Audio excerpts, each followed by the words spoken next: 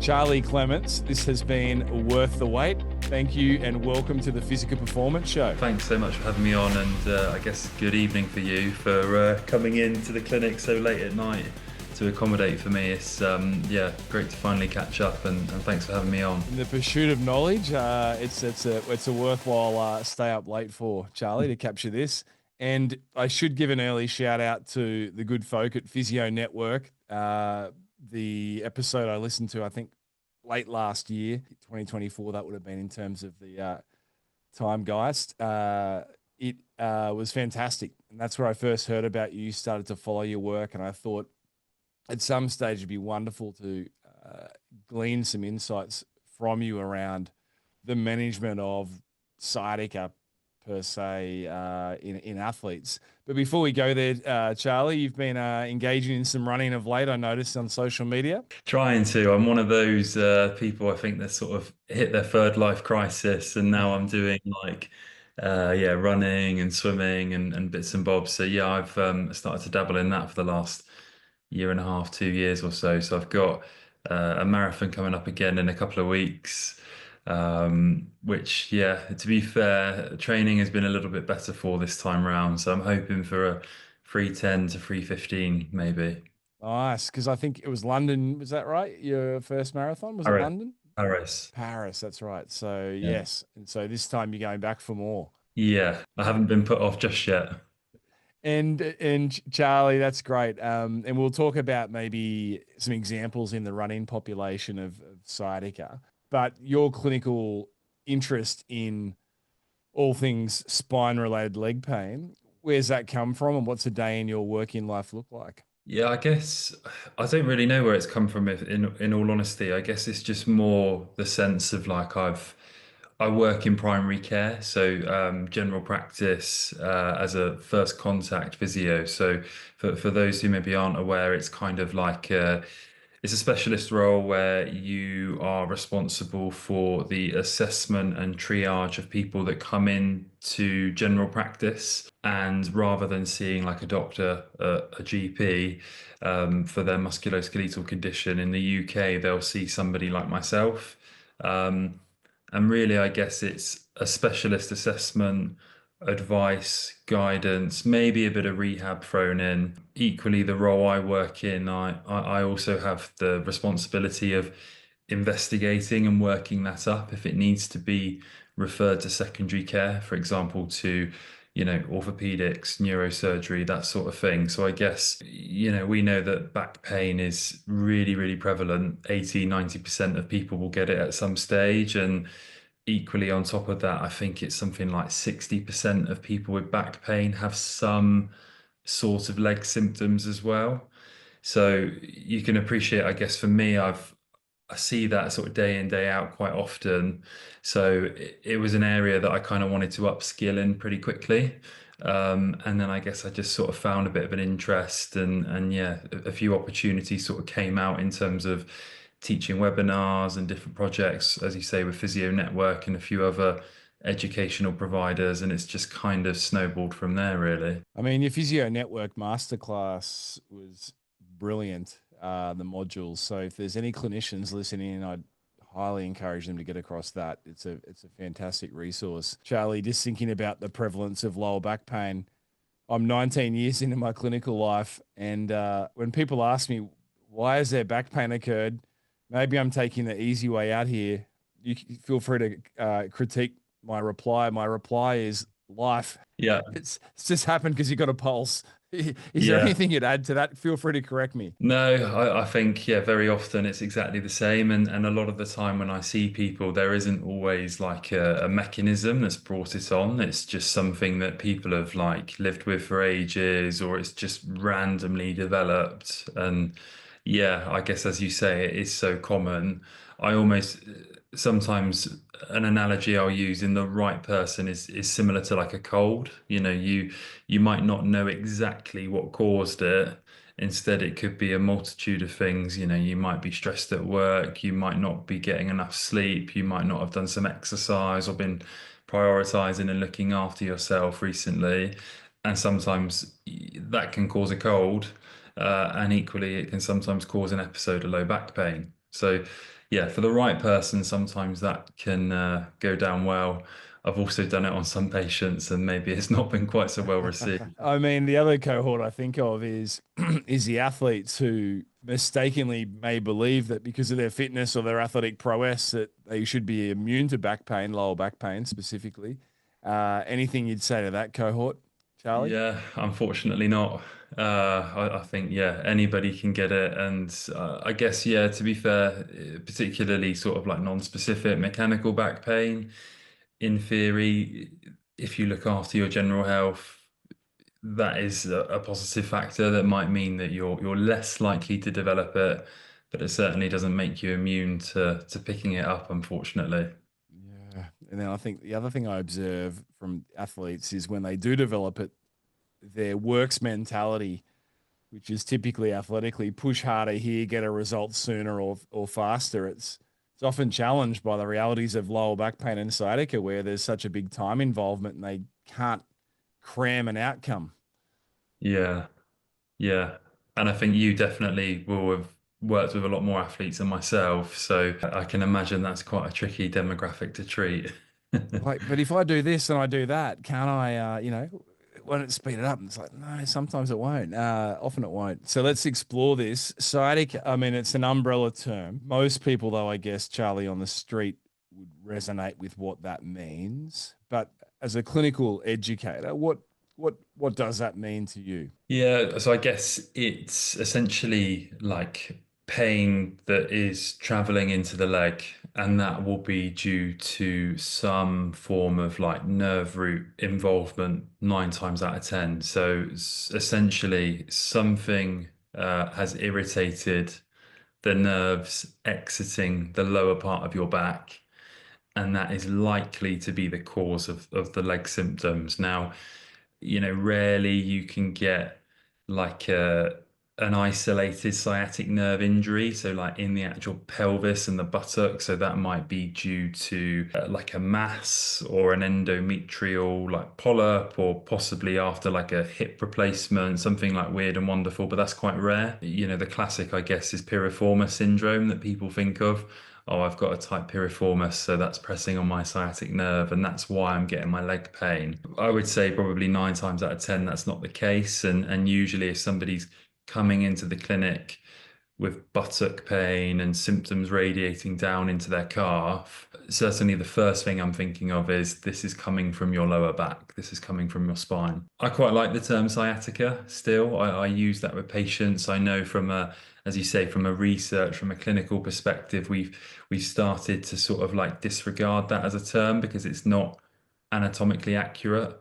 But I still use it with patients quite a lot because I don't think they need to get into the semantics of what somatic referred versus radicular versus radiculopathy is. If I'm being honest, that's probably more of like a clinical term. Yeah, certainly. So so sciatica pain referring into the leg, in simple terms, 9 times out of 10 will likely be due to some irritation of the nerve or a nerve root in the lower back. What Mm. things can irritate the nerve roots? The most common, particularly maybe in our like athletic population, is probably going to be your discs. So a disc bulge, a disc herniation, that could possibly be causing some mechanical pressure, so some compression on the nerve. We know also though that that's not always the case. So the disc itself is very inflammatory. So if you have an acute disc injury, that will initiate like an inflammatory response, the same as if you cut your leg or something like that. And we see, redness and bruising and a scab developing. And it's thought that that inflammation is something that can really irritate the nerve as well. And then I guess perhaps maybe in our sort of like older demographic, so maybe people as they get into, I got to be careful here with ages that I say, but maybe sort of, 60s and above, we're probably going to be seeing some other structural changes in the lumbar spine. So some arthritis, for want of a better word. And that too can also potentially irritate the nerve as it's exiting the spine. That's really clear, Charlie. Disc can often be discs, lumbar discs, lower back discs can often be a cause, as you say, disc bulges. People have heard of herniations and these sorts of terms, and then inflammation, from around that a disc upset or irritation, which can irritate the exiting nerve roots. Something that I gleaned from your masterclass, Charlie, was that inflammatory nature of a disc injury and the effect that that can have. And it made me think of a bee sting. I mean, I've been sort of, whether it's right or wrong, I've been describing disky back pain to patients ever since the masterclass is a little bit like, hey, this is like having a bee sting. What do you think happens when you get a bee sting? And patients have been like, well, it's red, it's swollen, it's sore as, and then it sort of fades away. Is that accurate? A bee sting in terms of I think that, concept? yeah, I think that's quite a good analogy to use, and as you say, certainly it can hopefully help reassure people that with time, normally that inflammation will settle, and with that, hopefully the nerve can calm down, as will the symptoms. Equally, even if there is a bit of like mechanical pressure from a disc, we know from studies and from literature that actually these can resorb and heal spontaneously on their own. So sometimes, again, I'll use that analogy of like a scab on your arm from a cut. And then naturally over time, your body will heal that and it will shrink and it will resorb. And the same can happen to the disc. And certainly, some people can get very worried about, oh, well, what if it's a really big disc injury? But from the studies as well, we've seen that things like the extrusions, so ones that are certainly much larger than a bulge, they tend to heal more favorably. As in the bigger protrusions or bulges heal more favorably than the smaller ones, Charlie. Potentially, yeah. Yeah. So certainly they can regress and resorb and heal better when they've done sort of like studies and followed that up. I can't pronounce the name, but there was some good work from Chi et al. In 2015 that looked at these and essentially found that the extrusions would heal and resorb faster and better compared to something like the bulges. I guess the caveat with that is they're more likely to cause more significant symptoms. But certainly in clinic as well, I've seen cases and scenarios where people have had really big disc injuries, but then actually the symptoms tend to settle down quite favorably. Yeah, I think I've definitely come across that over the years as well, and it's nice to see. It's just a matter of being able to implant that confidence and trust in the patient or the athlete that their journey is probably not going to be too dissimilar. You use the term immunogenic in the masterclass that you delivered, I think, from memory. What does that Mm. mean, immunogenic? These discs create an immunogenic effect or response. Yeah, so I guess the disc itself is sort of encased by so the nucleus pulposus. So the inner sort of like water jelly-like content is encased by the annulus, which is kind of like a thick tire ring that sort of surrounds the disc.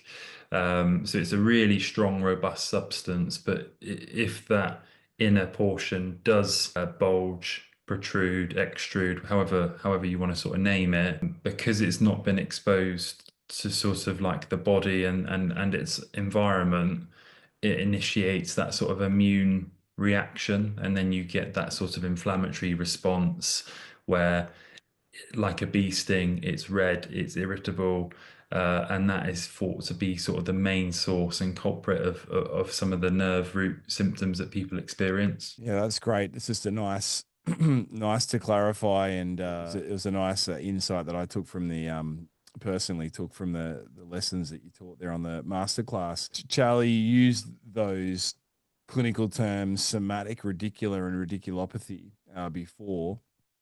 Would you mind just outlining what they are for the clinicians listening in? So, what do those terms mean? Yeah, so I guess that's sort of come from some of like the researchers, the experts in sort of spine related leg pain, and again they've come up with these terms because they're considered more accurate than sciatica, and certainly I would agree. So somatic is sort of pain that's coming from tissues, so somatic tissue. So that's stuff like your disc, the muscles, the joints, other connective tissue, soft tissue structures, and that can radiate into the leg as well. So again, another analogy I'll sometimes give to patients is the nerves in the leg will run up and join into the spine where they share the same sort of house as some of the structures in the back, and that then gets relayed up to the brain. Your brain has a difficult time with trying to differentiate between the two, which is often why you get this referred pain that can go into the leg. And you could say the same about headaches from neck pain, or arm pain from a heart attack or something like that. So we know that referral patterns can happen with other types of conditions. So it's the same with the spine. And normally it has quite distinct characteristics compared to like sciatica or radicular pain.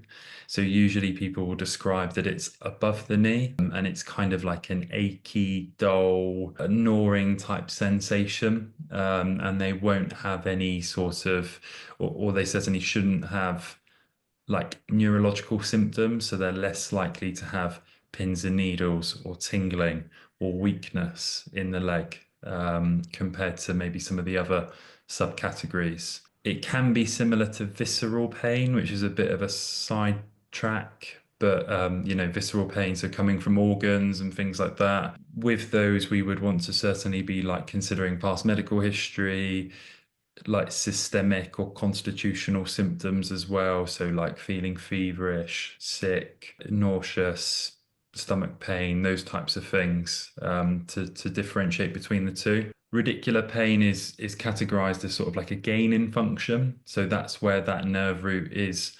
irritated, and that's causing sort of ectopic signals, is what's described in the literature. I sometimes say to patients, the nerve is pissed off, and that's what's causing such significant pain in your leg. And again, usually it's very characteristic. So it's burning, shooting, lancinating pain. It's usually below the knee. So often they'll describe sort of some sort of symptoms in the calf or to the foot. And here you're more likely to see some kind of sensory disturbance as well. So tingling, numbness, pins and needles, that sort of thing. And then the final one is radiculopathy, which is an objective loss of function. So people will report things like numbness or weakness, and then that sort of correlates with a physical exam. So when you examine that patient, there might be some sensory change, left versus right. They might have an absent reflex, or they might have some weakness in their lower limb. It's quite rare for it to just be like a painless radiculopathy. If you've got somebody with that, you should maybe be considering other differentials as well. So like upper motor neuron causes. So certainly an example from yesterday, I had a guy, 78, chronic 9-month history of a painless foot drop.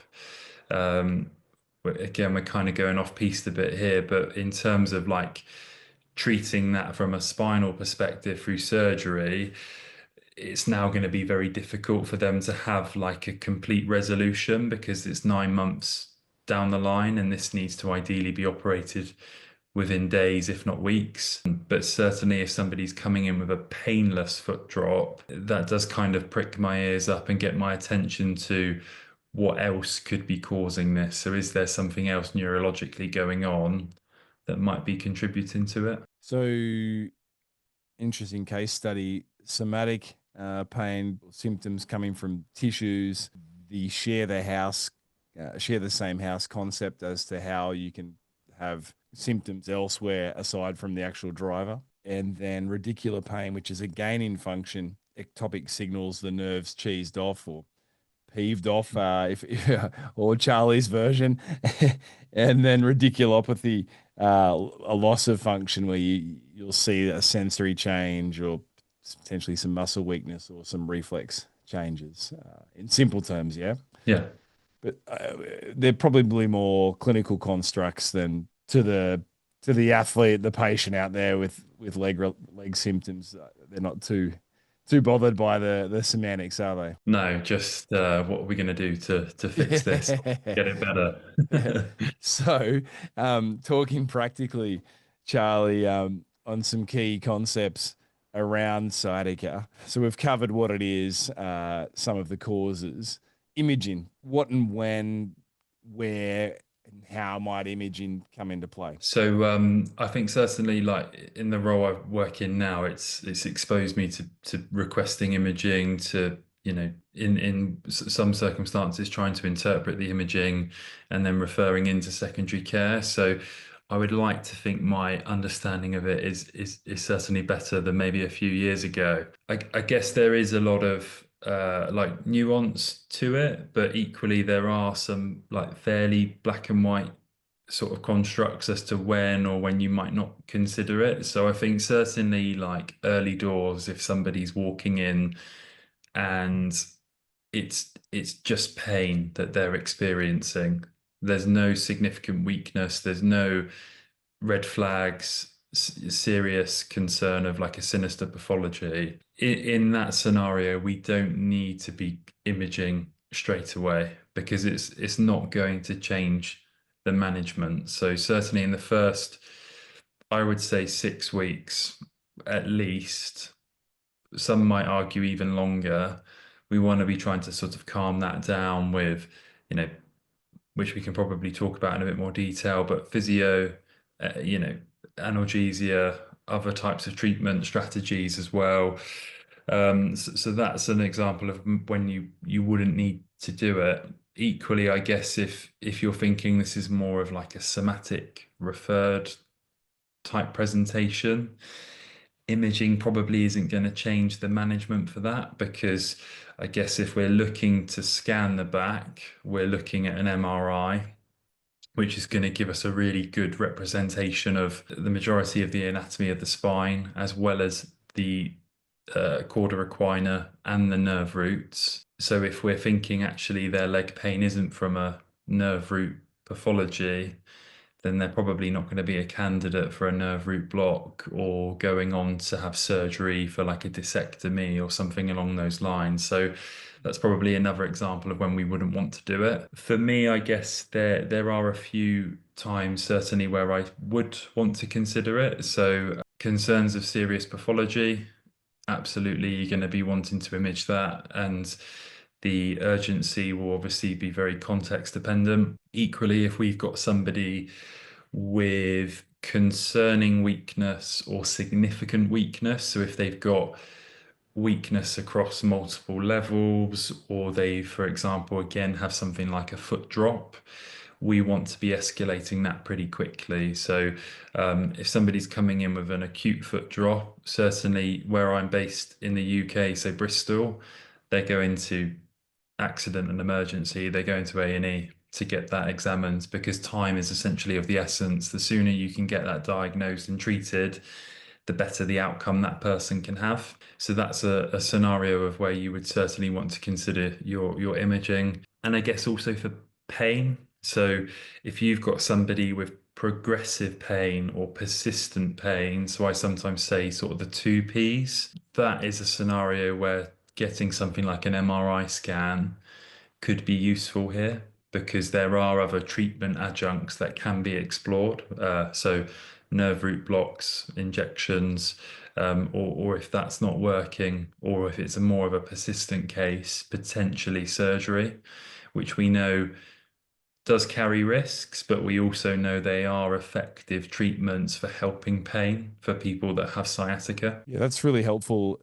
I guess my takeaway there, Charlie, is that imaging, there's times when it may be appropriate, there's times when it is not necessarily appropriate, but I guess it's always context dependent and reliant on taking a good for the clinician to take a good history, perform a good exam, and have a good rapport with the patient to be able to talk through the options. But that's really useful. You mentioned there nerve root blocks or injections. I guess it's just a nice flow on from that comment just to go there now. When may these be indicated? I know that's a general question, very broad question, and how do they work? And then what can patients expect? It's a procedure that's often done by interventional radiology. So again, in the UK, we would refer these people to a hospital where they would be sort of treated by a specialist. And essentially, it's almost similar to an epidural, where the injection will go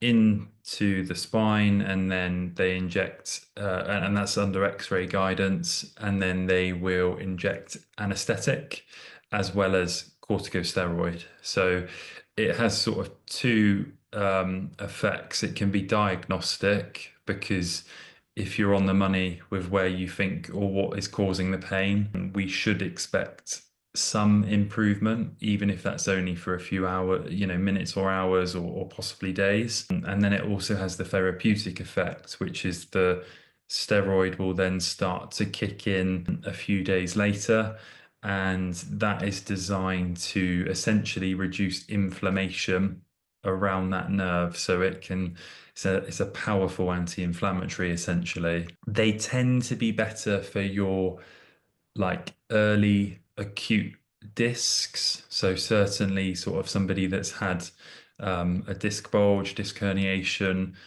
these can be really quite effective, especially if they're done within a reasonable amount of time. I think there is a bit of uncertainty that if somebody's got more chronic or persistent symptoms, their efficacy, their effectiveness is maybe not quite so good.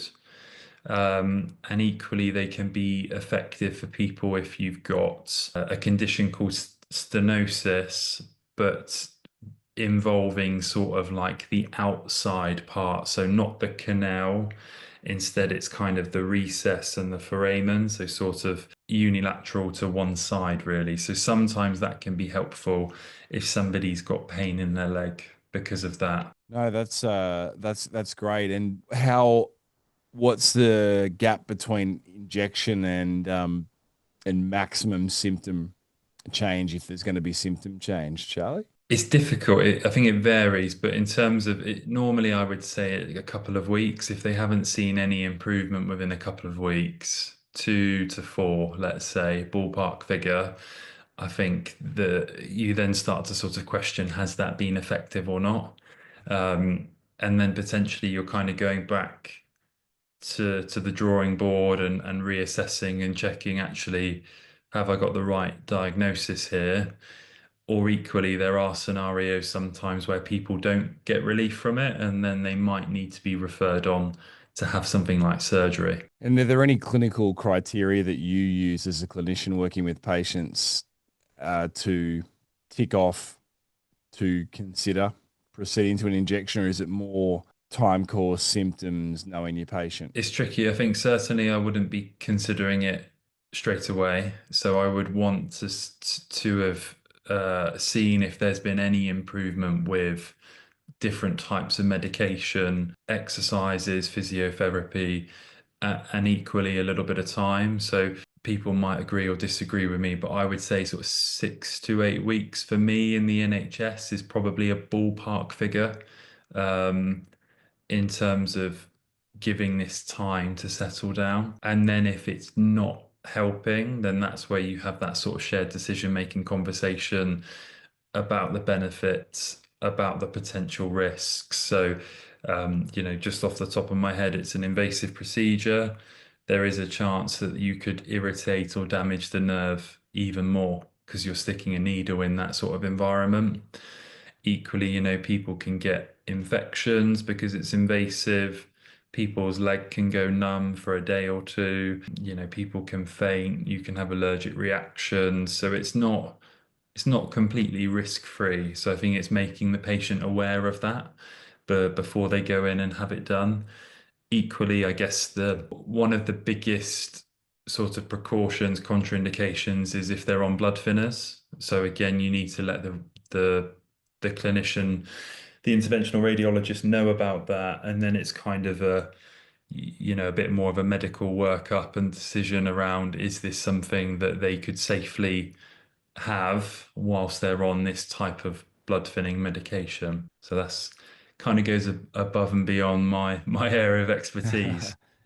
I mean, you mentioned medication there a couple of times, and we both acknowledge that's a medical practitioner's domain, primarily, but how and when do you counsel patients through speaking to their medical practitioners around medication to help with sciatic symptoms? Definitely, if pain is the predominant symptom that they're coming in with, which usually, as we know, is probably going to be the case as why they're seeing us. Early doors trying to get that under control is going to be really helpful here. For me, I sort of say to them, it's going to give you a window of opportunity, which is going to allow you to try and maintain as much of a normal life as you can. It doesn't even necessarily need to be exercising. Can we keep this patient at work? Can we keep this patient able to sort of, look after and care for their family and loved ones or socialize with their friends? Because equally, we know if you're off work, if you're away from social setups and things you enjoy, they can be factors that affect the recovery, the natural history of this. So yeah, I think it's really important that they get some sort of experiment with medication, particularly early doors, to see if it offers them relief. Obviously, the doctor can go through them about the benefits and the risks, but some of them might be, with your anti-inflammatories, it's making sure people aren't on certain types of blood thinners. It can interact with blood pressure medications. People might have really poor liver or kidney function, heart conditions, those types of things, stomach ulcers, stomach bleeds. There's some of the risks and things you need to screen for. That's really pragmatic, Charlie. So thank you. With surgery, I should be going back to some of the very earliest. It's probably the between the 0 and 50 episodes. We did feature a neurosurgeon on the show way Okay. back then, Dr. Neil Cochrane, talking here in Australia about neurosurgery. And I recall his comments being something along the lines of people would be surprised how few people ever need typically surgery for sciatic related symptoms. What's your experience with that, Charlie? And when people say, "Well, I need surgery," like how do you counsel them? It can be really tricky, and I guess it's if you have time, certainly trying to explore like their thoughts and their ideas around why they feel like they need it. So often there is a reason as to why that's the case. So that might be because there's a big family history around spinal surgery, or their friend had this and it didn't get better, and they needed to have surgery. So it's trying to maybe explore that a little bit more and seeing if you can unpick the why as to why they think they need that. I guess we do have some good like evidence and literature around the sort of recovery and the natural history. So the biggest the main trial I can think of is the Scopic trial in 2020, where they looked at people that had sciatica and they compared basically like a usual care group to a stratified care group. So some of these people, they escalated their care, so they got really early physio or really early imaging or spinal injections or surgery, and they compared that to people who maybe just gave it some time. They had some education around the condition, and actually the results were fairly similar. So about sort of 75%, just under, got better, got significant relief at 1 year. Equally, I think around sort of 1 in 2 got significant relief at 3 months. So they are relatively favorable odds that, this can recover, and it usually does get better. Um, but I guess it's just counseling people that it often does take time. This isn't going to be the case of days, probably not even weeks. We probably are looking at a good few months. Equally, I guess it's stating to them about sort of safety netting and guidance around when to return and to come back to you as a clinician. So certainly for me, I'm saying, if there is progressive weakness, or your pain isn't settling down after a period of time, coming back and then reassessing, considering a scan, referrals on those types of things is also really important. That makes sense, Charlie, and giving the patient that reassurance. There was a nice graphic that was in the Physio Network masterclass, which I printed out and having clinic now, I'm looking at it right now, that you'd insert it into the class, and it's the graph that in the heading of the slide is often just give it time. 90% are thought to improve within 4 months. 50% were better at 12 weeks. 71 to 74% were better within 1 year. And although one third continue to have symptoms in this paper, this is sourced from beyond 1 year. So there's some interesting statistics there. I think certainly again, the odds are favourable, and it's just being mindful that if it's not settling down and you've given it a period of time. So for me, I will normally say to people 8 to 12 weeks, then that's when to come back to me, and potentially we then need to look at escalating this or investigating it a little bit further. But ultimately, sort of the decision is with the patient, really, with what they want to do. Yeah, no, absolutely. The neurodynamics, I'm doing a specialization training program at the moment in Australia here, and definitely one of my facilitators isn't that sold on their effect or the concept, but certainly at an undergraduate level in Australia here, we were all shown the neurodynamic type of intervention as a treatment option. What are your thoughts and experiences on neurodynamics? And maybe just for the listener, could you just maybe give a bit of a description as to what they are? Think they're sort of questionable in terms of how effective they can be. I don't think there's a huge amount of evidence that explores sort of how useful they are in terms of a treatment. To the best of my knowledge, I think I have read one or two studies that have suggested they can offer some improvement. So for people that aren't aware, it's essentially sort of a movement, a stretch, an exercise that is designed to place sort of tension and traction on the nerve. So usually that will involve some kind of like knee extension and movements at the foot and the ankle. And the theory behind that is that you're lengthening and shortening the nerve and its nerve roots. And in theory, that's designed to sort of reduce pain and potentially sort of promote healing and recovery.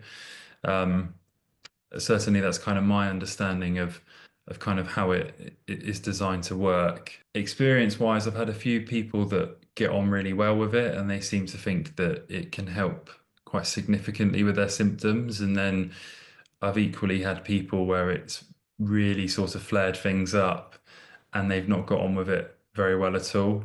I think probably picking your patient is important here. So certainly people with really quite high irritability and severity of pain, it's probably not going to be your go-to exercise straight away, but for some maybe that can tolerate it, it can potentially have some improvement physiologically and yeah, potentially psychologically as well. I don't know what your thoughts are on it, Brad.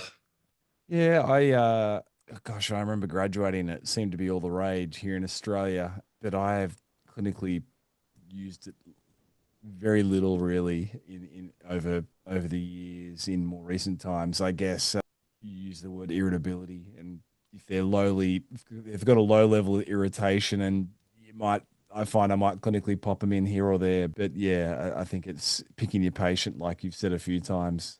I was just curious on your your expert opinion and any literature around that. I think there was a useful paper, I think Tom Jessen and like Anina Schmidt in like 2020. They definitely did one looking around like sort of like the physiology of neurodynamics and potentially sort of how effective they were. But I think to the best of my knowledge from reading that quite a long time ago, there wasn't a huge amount of literature or evidence, and certainly they suggested that more needs to be done to sort of explore that as a treatment option. I guess the other thing is that any type of like movement of the body is gonna stretch and shorten that nerve as well. So even a graded walking program or a graded return to running, if you're something like an athlete and a runner, you're going to be stretching that sciatic nerve just by doing that. So I'm often a bit more of an advocate and a fan of just doing general movements and exercise and activity. Equally, if somebody's avid gym goer and they enjoy lifting weights and things, then it's about sort of maybe tweaking their program and regressing certain exercises and then trying to gradually, progressively overload them again whilst monitoring their symptoms. Yeah, that's a good take on it, isn't it? Just acknowledging that there's movement in these gross movements we do anyway of the nervous system. I mean, it's a theory that that these neurodynamics are meant to oxygenate the sheath of the nerve, or is that just something that I've latched onto from somewhere? What's the proposed Yeah, mechanism? so I think, as you say, it's designed to sort of improve and boost circulation, which then obviously, yeah, can help increase oxygen and maybe removal of, waste products and things like that. But, as we've said, kind of any type of exercise and activity is going to do that. Equally, any type of aerobic activity is anti-inflammatory in nature. And we know obviously with certainly in the younger demographic, the majority of these are due to a disc bulge, disc herniation. So in theory, that is something that could probably help with it. Before we went on air, Charlie, you mentioned that I think you had a recent case study of a runner with sciatica. Can you paint a little bit of a picture and from this case example, share with a listener, perhaps the running audience who no doubt at some point have probably experienced sciatica, what some of your top tips are? Again, certainly in a younger group, we know that sometimes like coughing, sneezing, bending, sitting, so that sort of flexed posture can irritate the disc in some circumstances. But equally, I've certainly seen in scenarios and with this runner that kind of like the actual load, so being on your feet, putting pressure through the leg, can also be really, really irritable and provocative. Trying to get a runner to not run, as we know, is a hard task, and I can certainly say that I'm not the best patient as well, and I've got a few aches and pains and probably need a bit of a deload. But in this scenario, it's exploring other types of aerobic activity that they can do. So different types of cross training. This person could actually sit quite comfortably on a bike. So getting them doing some stationary bike. Equally, again, some cross training in the pool. So some swimming is another really effective way of just getting their whole body moving. And hopefully they're not really going to lose much aerobic cardiovascular fitness because they're still training that component.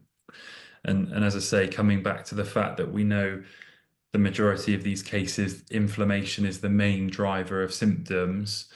If you've got somebody doing lots of aerobic exercise and activity, it's going to produce natural pain relieving chemicals and it's going to reduce inflammation and improve blood flow, which is in theory going to probably sort of speed this process up. Um, as that started to get a little bit easier, you could then get them back doing some resistance training. So again, sort of trying to load the lower limb. So some examples of that might be initially doing something like a box squat, so reducing the height and range of motion that they need to work through. Then maybe sort of loading them into kind of like a goblet squat or a sumo squat, so there's not quite so much of a hinge or sort of movement through the spine.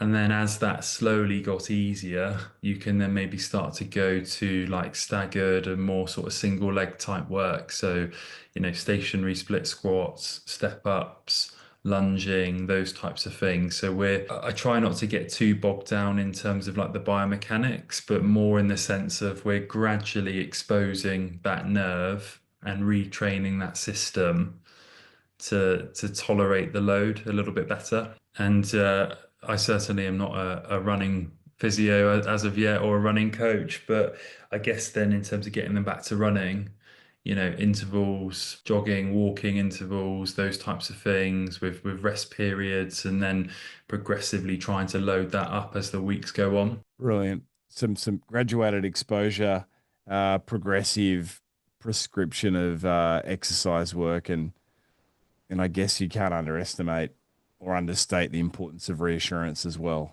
A cool Mm, head, a reassuring voice from the clinician working with the patient or the athlete. absolutely. Yeah, I completely agree. I think thus far what you've shared there, Charlie, is is very pragmatic and reassuring. It takes a bit of the mystique and the fear out of it, hopefully for people listening in who maybe have experienced it or know someone perhaps going through it at the moment, or unfortunately, most likely may and probably will experience it at some point in their life, right? Mm. Yeah, yeah. To be fair, sciatica is maybe a little bit less common. It's really variable how much you see, but some say around about a third of people can get it.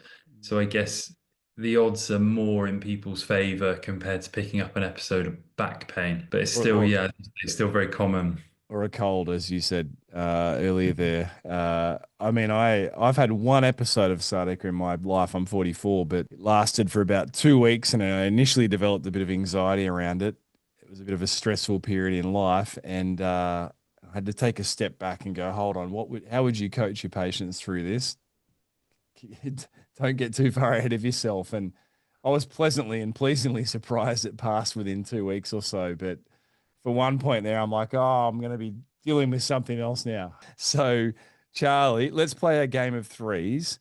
Okay. Yeah, this is a challenging game because there's so much you could share, as we've heard. But three top tips, Charlie, for the athlete experiencing sciatica. And I know this is not individualized advice, it's more general, but what would be your three Mm. top tips? Definitely number one, I think, is give it time. So be patient. Don't expect sort of really quick, fast responses because often you might be left feeling a little bit disappointed. The second one would be try to keep active and moving, whether that's as we said, it might be temporarily you're not running, but you're doing some other type of exercise and activity. Anything, something is better than nothing here. So I think you can go on Instagram, you can go on YouTube and find some cool, weird, wonderful exercises,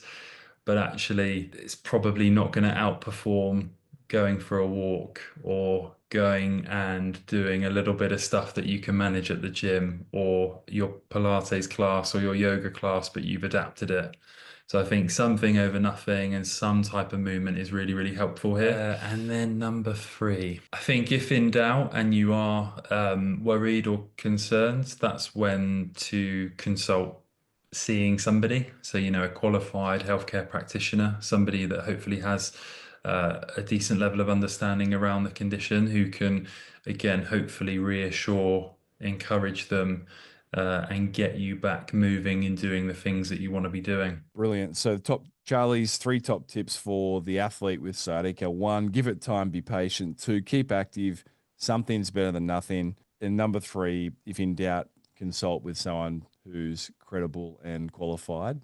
And then, along those lines, Charlie, the three top tips for clinicians listening in. Listen to my talk on Physio Network. Absolutely. Hopefully that is something that will help improve your knowledge and understanding of it. I think definitely in terms of being confident around giving it sort of a period to try and cool off as well for clinicians. So I think perhaps sometimes we can be guilty of over treating people and trying to do too much when actually time can be our biggest friend. It is also important.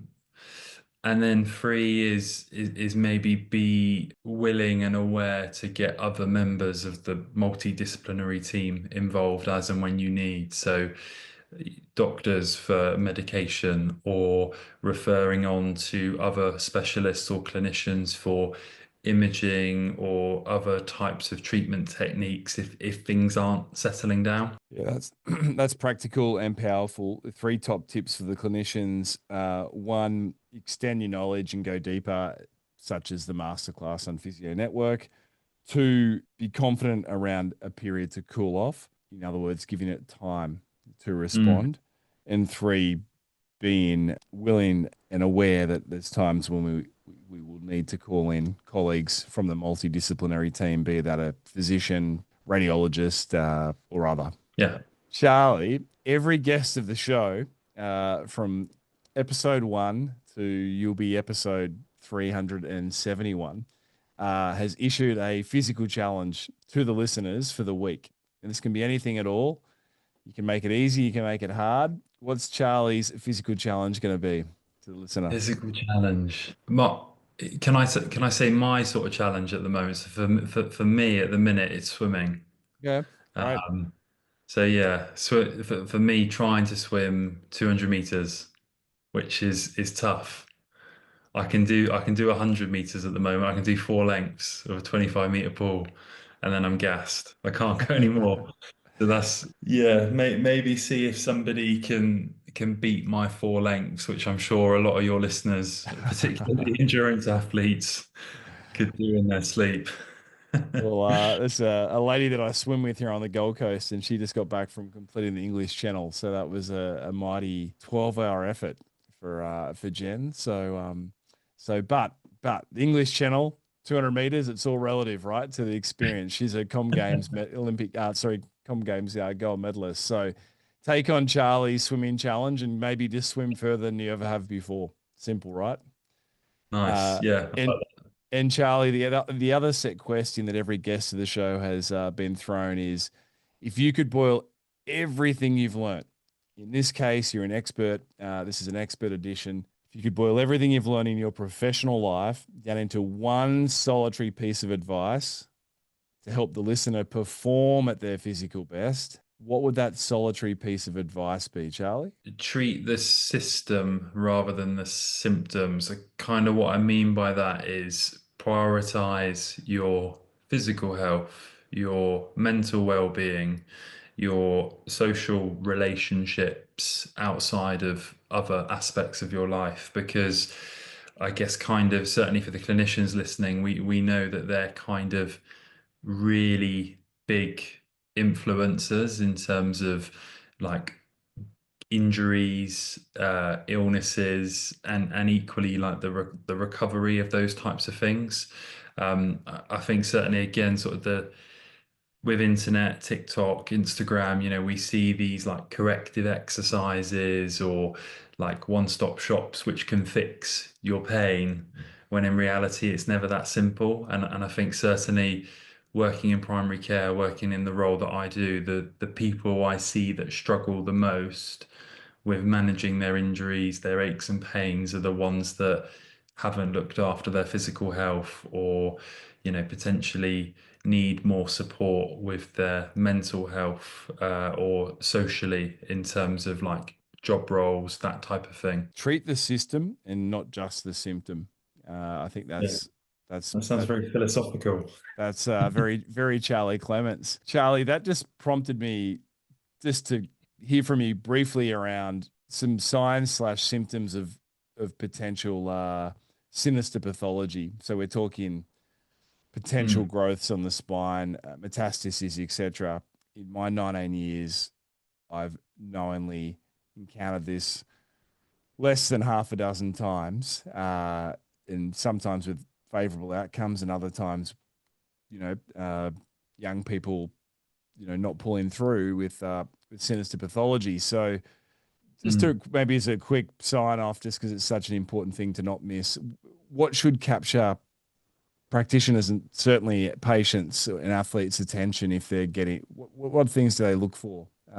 I find in clinic people are often coming in quite worried about they know someone that perhaps has had cancer and they've got nighttime pain and they're stressing. Okay, yeah, I think that to reassure people, it's very rare, but equally it is something that is there and does crop up. And I guess certainly people are living much longer, and with that comes other health conditions, which can increase the likelihood of some of these more worrying or nasty conditions. I mean, for cancer, there isn't really sort of like barn door symptoms as such. I guess the biggest risk factor is a previous history of cancer, and they're kind of your top five and your big three. So what I mean by that is breast, lung, and prostate are more likely to develop into bony metastases, in particular the spine.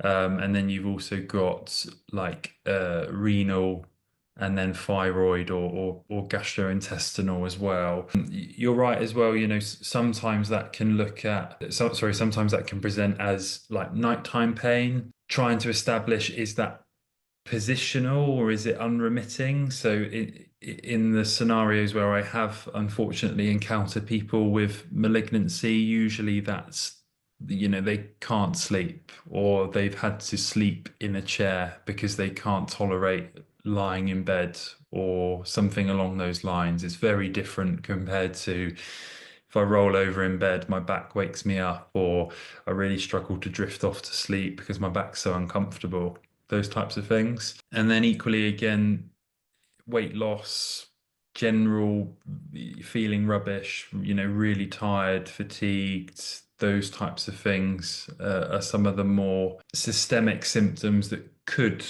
mean that you've got something else that might be causing it. But I guess, yeah, the big caveat is that this is often very rare, and equally, you don't always need to have all of those things for it to be something perhaps a little bit more serious. No, thanks, Charlie. I don't mean to finish that on an alarmist note. That's not the point, but I think it's worth mentioning that if something doesn't seem quite right, and you did touch on this before about consulting with someone, Absolutely. seek help.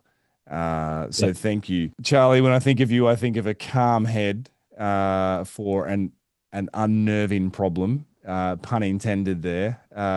Thank you for being an easy to listen to, great teacher around this topic. It's not the sexiest of topics, but it's something that I think is very practical. And as we outlined, or you outlined, many people will experience in their life. So thank you for stopping by the Physical Performance Show and sharing some of your wisdom.